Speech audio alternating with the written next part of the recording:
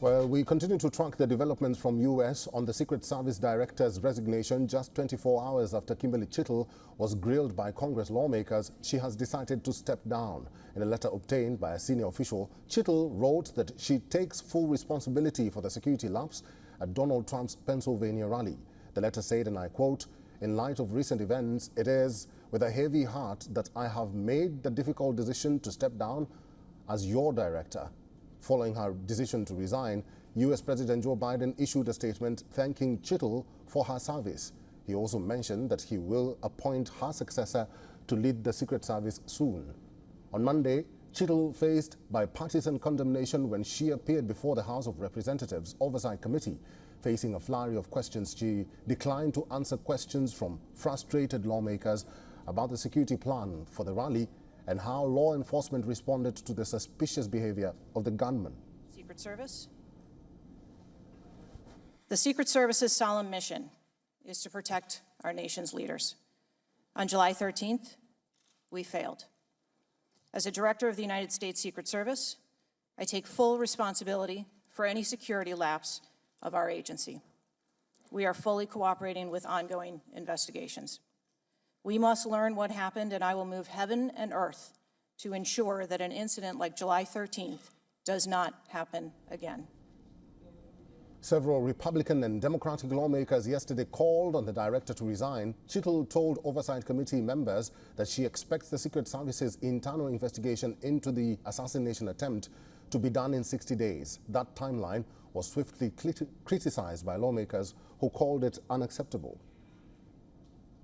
Well, she must have been watching our press conference. I'm glad she did the right thing. Look, our reaction, the immediate reaction to her resignation is that it is overdue. She should have done this at least a week ago. I'm happy to see that. I'm happy to see that she has heeded the call of both Republicans and Democrats. The agency came under harsh scrutiny for its failure to stop a would-be assassin from wounding former President Donald Trump during a campaign rally on July 13th. The Secret Service, which is responsible for the protection of current and former U.S. presidents, faces a crisis after a gunman was able to fire on Trump from a roof overlooking the outdoor rally in Butler, Pennsylvania.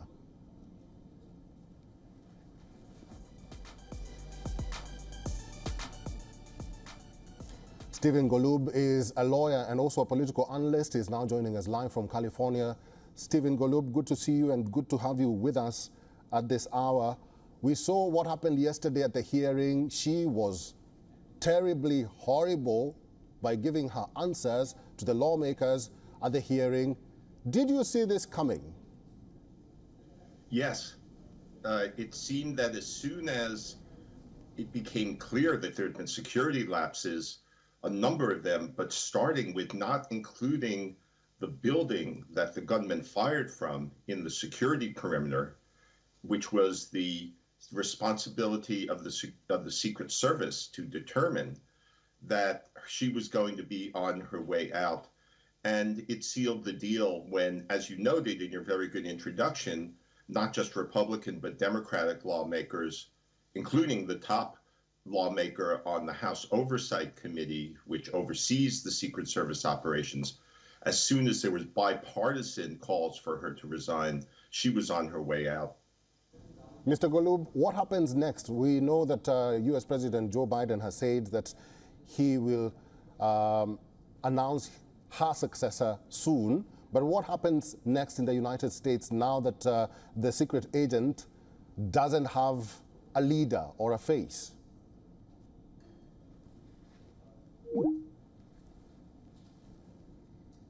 Well, we will try to get Stephen Golub, who's an analyst and also a lawyer, to talk to us about these resignations. This is just news that is coming in from the United States, where just 24 hours after Kimberly Cheatle was grilled by Congress lawmakers, she decided to step down.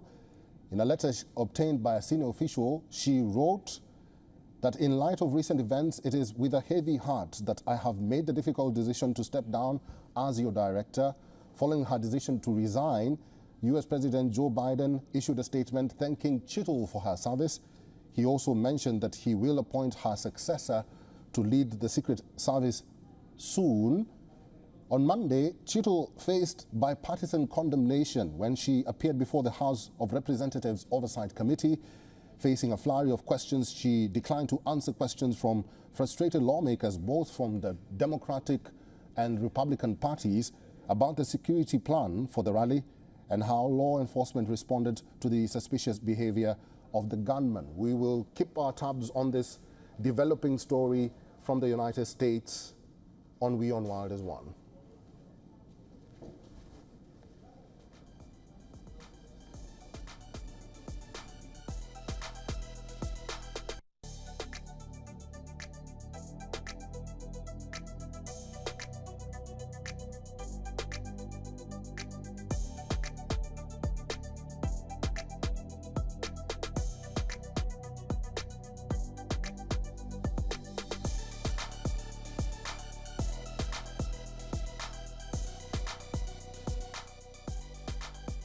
What Kimberly Cheatle had to say yesterday when she appeared before the Oversight Committee. The Secret Service's solemn mission is to protect our nation's leaders. On July 13th, we failed. As a director of the United States Secret Service, I take full responsibility for any security lapse of our agency. We are fully cooperating with ongoing investigations. We must learn what happened, and I will move heaven and earth to ensure that an incident like July 13th does not happen again. As witnessed on July 13th, our special agents shielded former President Trump with their own bodies on stage while shots were being fired. Selflessly willing to make the ultimate sacrifice without hesitation, I am proud beyond words of the actions taken by the former president's detail, the counter-sniper team who neutralized the gunman, and the tactical team who was prepared to act. I will be transparent as possible when I speak with you, understanding, though, at times that I may be limited in providing a thorough response in this open setting due to associated risks with sharing highly sensitive protective methodologies. I do not want to inadvertently provide you today with inaccurate information. Stephen Golub is a lawyer and also a political analyst. He is joining us live from California. We had lost Stephen Golub for a moment there. Stephen Golub, thank you very much for making time for us and welcome back. I was just asking you, now that Kimberly Cheatle has resigned and the agency doesn't have a face or doesn't have a leader, what happens next? Well, I think fairly quickly, President Biden will appoint at least an acting head of the Secret Service. Whether that will be a permanent appointee or not will be determined. In terms of looking into what happened, some of it seems clear, but there may be details, and the devil could be in the details of what went wrong in terms of the judgment calls that were made or the response that occurred.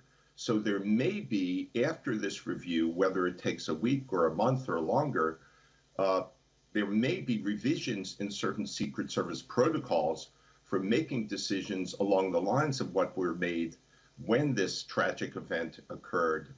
One thing I would note, though, is that even though the Secret Service director deservedly resigned, deservedly was pressured, it could be that the security precautions were taken starting to look for the shooter when it became evident that something was amiss, including one police officer climbing close to the roof, distracted the shooter such that it ended up with the shooter missing President Trump due to that distraction. So it's not as though it was a total failure, but certainly some things went very wrong, and some things need to be assessed and perhaps revised in terms of how the Secret Service handles matters such as this. All right, we'll have to leave it there. Thank you very much, Stephen Golub, who is a lawyer and political analyst, for talking to us today on WION World as One. Thank you. For all the latest news, download the WION app and subscribe to our YouTube channel.